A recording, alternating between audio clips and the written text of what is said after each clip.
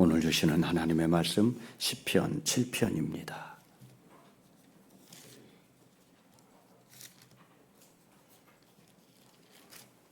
시편 7편 1절로 5절까지.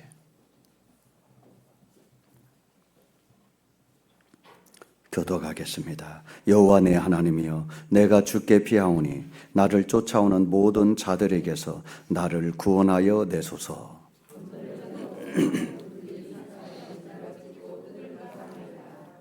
여호와 내 하나님이여, 내가 이런 일을 행하였거나 내 손에 죄악이 있거나, 다 같이, 원수가 나의 영혼을 쫓아잡아 내 생명을 땅에 짓밟게 하고 내 영광을 먼지 속에 살게 하소서. 아멘. 살아오는 성도 여러분, 혹시 인생을 살아오면서 억울한 일을 당한 경험이 있습니까? 억울한 일을 당할 때의 그 마음이 어떠할까요? 분노가 일어날 것입니다. 아니면 보복하고 싶은 마음도 생기게 될 것입니다. 억울함이란 내 잘못이 없는데 거짓 소문으로, 오해로 비난받고 공격을 당하고 손해를 보고 평판이 나빠질 뿐만 아니라 책임까지도 오롯이 내가 져야 될 상황이 될 때가 있다 이 말입니다. 너무 고통스러워서 많은 손해 때문에 극심한 고통 속에서 어떤 사람들은 극단적인 선택을 하는 경우도 있지요. 어떤 사람들은 적극적으로 해명을 하기도 합니다. 그리고 어떤 사람은 구체적으로 보복하려고 하는 계획을 세우기도 합니다. 가끔 보면 왕따 당하는 그런 학생들의 이야기, 그래서 정말 극단적인 선택을 했다는 이야기를 들어보면 너무 안타까워요. 얼마나 억울하면 그런 선택을 했을까 싶은 생각이 듭니다. 성경에도 보면 억울한 일을 당한 사람들이 많이 나옵니다. 대표적으로 요셉입니다. 요셉은 억울함의 대명사입니다. 하루아침에 형들의 배신으로 종으로 팔려갑니다. 노예가 되었지만 열심히 일을 내 주인에게 인정받았지만 누명을 쓰게 되죠. 어떤 누명? 성추행범으로 누명을 씌우게 됩니다. 그리고 옥에 들어가 옥살이를 하게 됩니다. 이것처럼 기가 막힌 일이 어디가 있습니까? 이것처럼 억울한 일이 어디 있습니까? 욥을 보십시오. 욥은 까닭없이 이유를 할 수 없는 재난이 와서 모든 것을 잃어버립니다. 나봇을 보십시오. 나봇은 정말 믿음의 사람이잖아요. 믿음을 지키려다가 오히려 그 믿음 때문에 이세벨에 의하여 죽임을 당하게 되죠. 너무너무 억울합니다. 예수님은 어떻습니까? 예수님은 가장 무고하고 억울한 고난을 당하고 십자가에 처형을 당하셨습니다. 다윗도 마찬가지입니다. 다윗은 골리앗을 죽이고 영웅이 되었지만 사울 왕이 그때부터 다윗을 죽이려고 하죠. 억울한 일입니다. 본문은 그 억울한 일을 당하는 다윗은 어떻게 했을까? 를 말하고 있습니다. 사울 왕이 다윗을 죽이려고 하는 이유는 두 가지입니다. 첫째는 시기 때문에 그렇습니다. 다윗이 골리앗을 이기고 승리하게 되니까 백성들이 노래를 하는데 사울이 죽인 자는 천천히요, 다윗이 죽인 자는 만만히로다.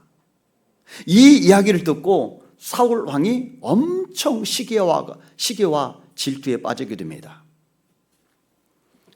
시기심은 결국 자기를 망치게 되고 상대방을 고통스럽게 만드는 것입니다.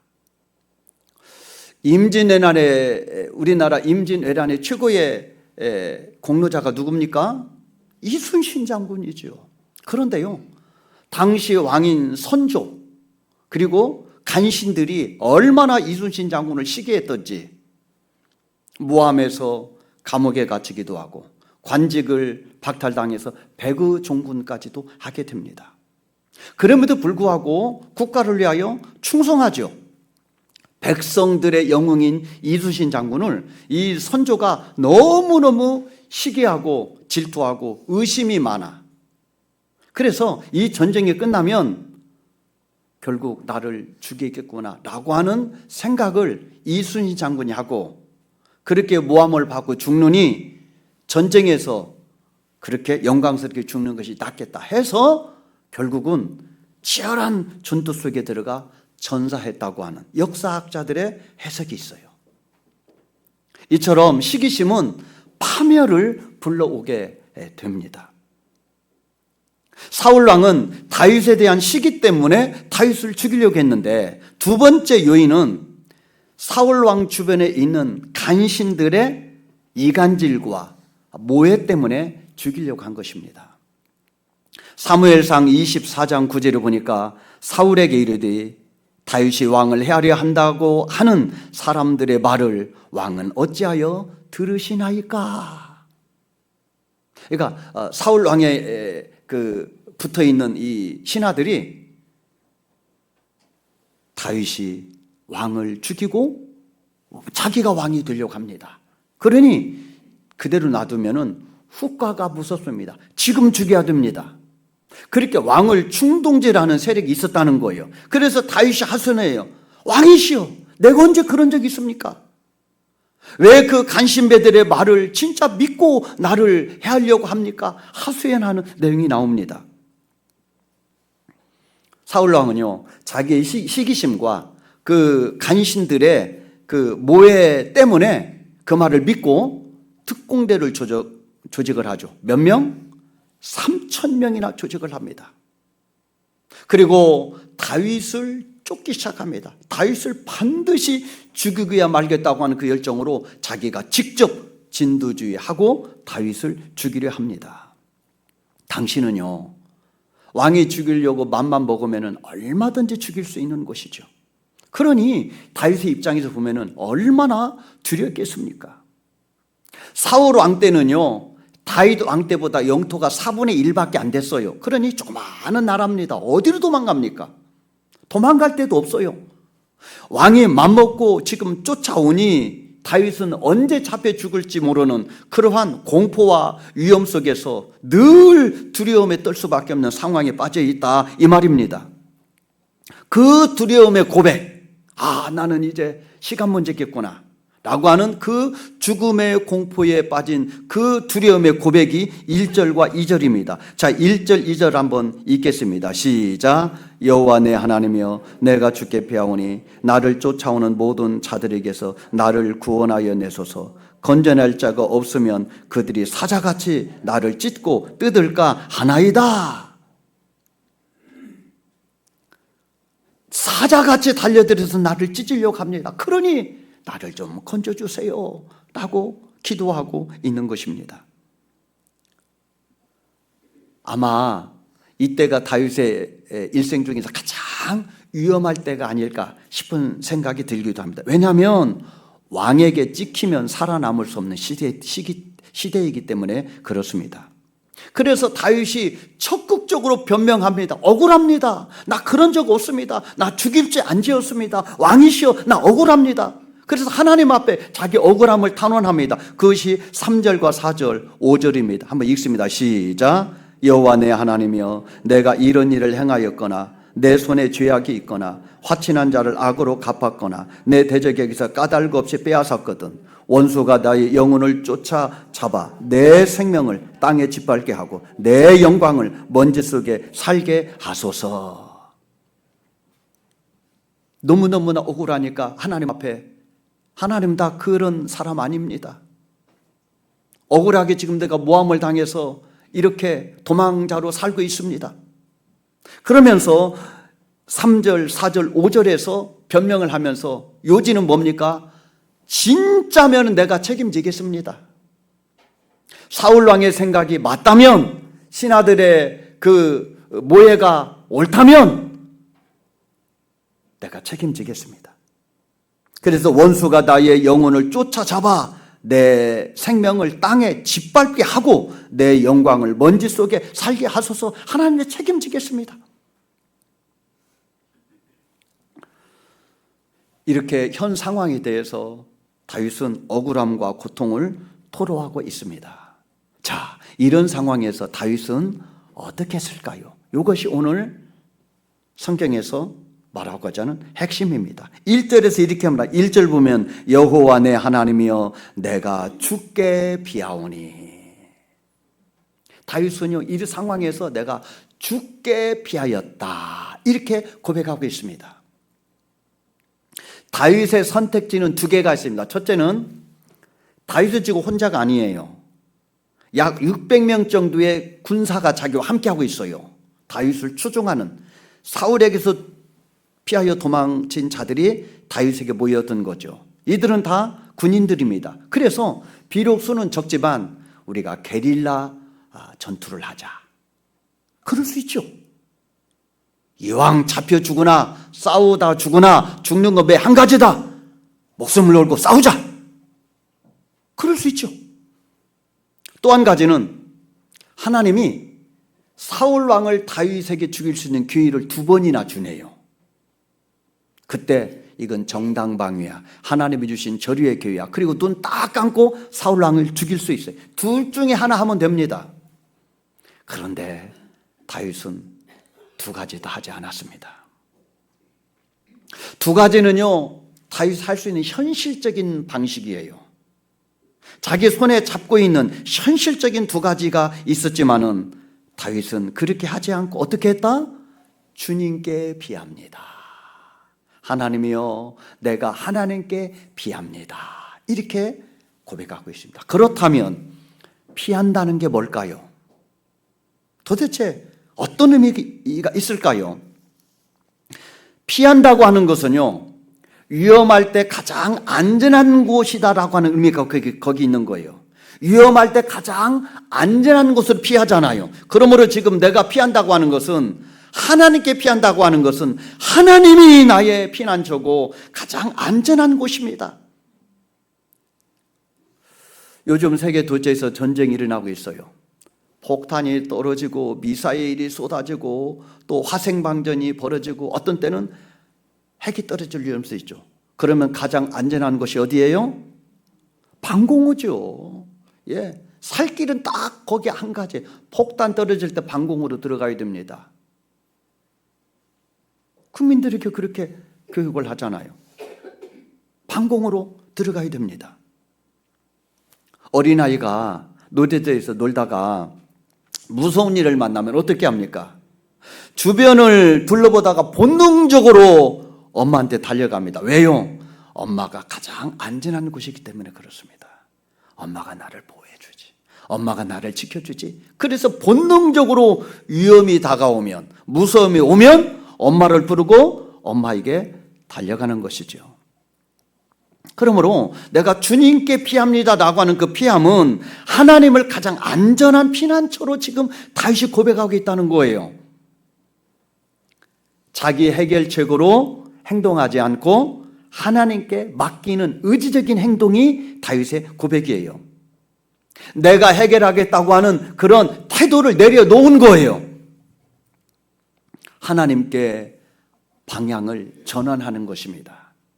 불뱀을 바라보지 않고 놋뱀을 바라보는 것입니다. 불뱀에게 물려서 지금 상처가 나고 죽어가는데 그 상처를 바라보고 절망하는 것이 아니라, 여기저기 막 돌아다니며 무는 불뱀을 두려워하고 도망가는 것이 아니라 시선을 바꾸어서 하나님을 바라보는 거예요. 시각을 바꾸어서 하나님을 바라보는 것, 그것이 주님께 피하는 것이라 이 말입니다. 유경에서 마음의 방향을 하나님께 돌리는 것. 상황은 그대로이지만은 마음의 기준을 바꾸는 거예요. 상황이 나를 지배하지 못하게 하고 하나님이 나를 지배하게 만드는 거예요. 그러려면 어떻게 해야 됩니까? 내 속에 상황을 채우지 않고 하나님을 채우는 거예요.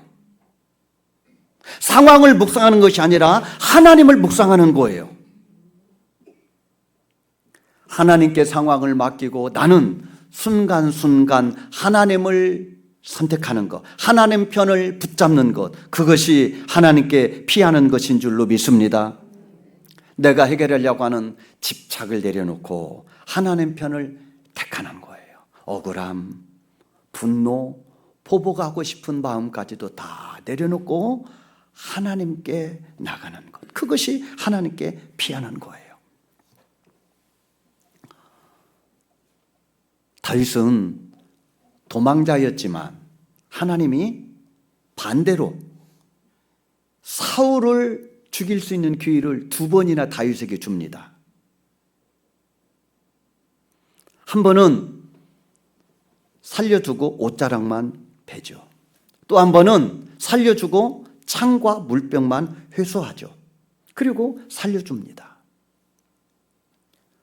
아니, 유경에서 벗어날 수 있는 가장 확실한 찬스가 왔어요.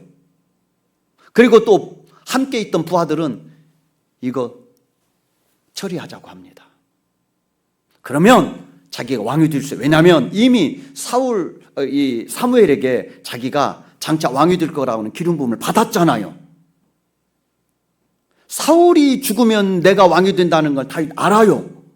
그래서 진짜 절호의 기회가 왔어요. 도망 끝, 고생 끝, 행복 시작. 딱 죽이면 끝날 것 같고 자기가 왕이 될 것 같은데도 바보처럼 죽이지 않아요. 그것도 2번이나 죽이잖아요. 왜 그랬을까요? 사무엘상 26장 9절 이하에 이렇게 기록되어 있습니다. 다 같이 한번 읽습니다. 시작. 아비새가 다윗에게 이르되 하나님이 오늘 당신의 원수를 당신의 손에 넘기셨나이다. 그러므로 청하오니 내가 창으로 그를 찔러서 단번에 땅에 꽂게 하소서. 내가 그를 2번 찌를 것이 없으리이다 하니 다윗이 아비새에게 이르되 죽이지 말라. 누구든지 손을 들어 여호와의 기름 부음 받은 자를 치면 죄가 없겠느냐 하고 다윗이 또 이르되 여호와께서 살아계심을 두고 맹세하노니 여호와께서 그를 치시리니 혹은 죽을 날이 이르거나 혹은 전장에 나가서 망하리라. 내가 손을 들어 여호와의 기름 부음 받은 자를 치는 것을 여호와께서 금하시나니 너는 그의 머리 곁에 있는 창과 물병만 가지고 가자. 다윗은요, 자기를 먼저 생각하지 않고 하나님을 먼저 생각했어요. 하나님이 그를 세웠으니 하나님이 그를 심판하실 것이다. 그가 어디서 죽든지 하나님이 그를 죽이실 것이다. 여호와의 기름 부음 받은 자를 치는 것은 하나님이 금하신 것인데 내가 어떻게 나 편하자고 죽일 수 있느냐? 자기를 먼저 생각하지 않고 하나님을 먼저 생각하고 하나님의 주권을 인정하고 그리고 제자들을 만류하고 창과 물병만 회수하게 됩니다. 하나님의 주권을 인정하고 하나님의 뜻을 붙잡는 것, 순간순간 하나님 편을 택하는 것, 그것이 하나님께 피하는 것입니다. 비를 피하여 처마 밑에 서 있는 사람이 있고요, 방 안에 들어가는 사람, 완전히 다르죠. 잠깐 비를 피하는 것은 처마 밑에 있는 것이지만 안에 들어가면 완전히 보호를 받습니다. 내가 평안히 눕기도 하고 자기도 하리니. 믿음은 순간적인 도움을 받는 것이 아니라 하나님 안에 거하는 삶, 하나님과 동행하는 삶, 하나님과 손잡고 사는 삶, 거기에 안식이 있습니다. 거기에 위로가 있습니다. 거기에 평안이 있습니다. 거기에 승리가 있게 되는 줄로 믿습니다. 그래서요, 하나님 안에 거하는 삶은요, 말씀과 기도가 늘 작동하는 삶이에요. 말씀과 기도를 늘 하나님과 동행하는 삶, 그것이 하나님 하나님께 피하는 삶이라는 거예요. 필요할 때만 찾으면요, 처마 밑에 거하는 거예요. 늘 동행하는 것은 방 안에 들어가 그 안에 있는 음식을 먹고 평안히 눕기도 하고 자는 그런 복된 삶이라 이 말입니다. 이사야 36장에 보면은요, 이 이야기가 나옵니다. 아수르가 예루살렘을 공격합니다. 이제 유다 나라의 모든 성을 다 정복하고 이제 예루살렘만 정복하면 되는데 무려 군사가 18만 5천 명입니다. 개미떼처럼 새까맣게 예루살렘 성을 포위했는데 성 안에 있는 백성들은 사시나무 떨듯 떨고 있습니다. 이때 랍사게가 큰 소리로 외칩니다. 애굽도 무너졌다. 시리아도 무너졌고 하맛도 무너졌다. 그들을 지키는 신이 그들을 보호하지 못했다. 너희들도 우리 하나님 우리를 지킨다고 믿고 있는 모양인데 그거 헛것이다. 항복하면 살려주겠다. 히스기야는요, 둘 중에 하나 선택해야 돼요. 항복하느냐 싸우느냐. 이때 왕은 납사가의 그 위협과 항복을 요구하는 편지를 들고 성전에 들어가 하나님 앞에 간절히 기도합니다. 하나님은 천하유일하신 하나님이십니다. 천지를 지으셨습니다. 우리를 그들의 손에서 구원하소서. 천하만국이 주만이 하나님임을 알게 하옵소서. 이것이 하나님께 피하는 것입니다. 하나님이 그 기도를 들으시고요, 사자들을 보내서 간밤에 18만 5천 명을 진멸하고 이스라엘 백성들을 구원하신 줄로 믿습니다. 다윗도 동일하게 기도함으로 하나님께 피하게 됩니다. 1절 보면은 여호와 내 하나님이여 내가 주께 피하오니. 하나님만이 가장 안전한 피난처다, 그렇게 고백합니다. 그래서 다윗은 시편 18편 1절에서 3절 이렇게 고백합니다. 시편 18편입니다. 시작. 나의 힘이신 여호와여 내가 주를 사랑하나이다.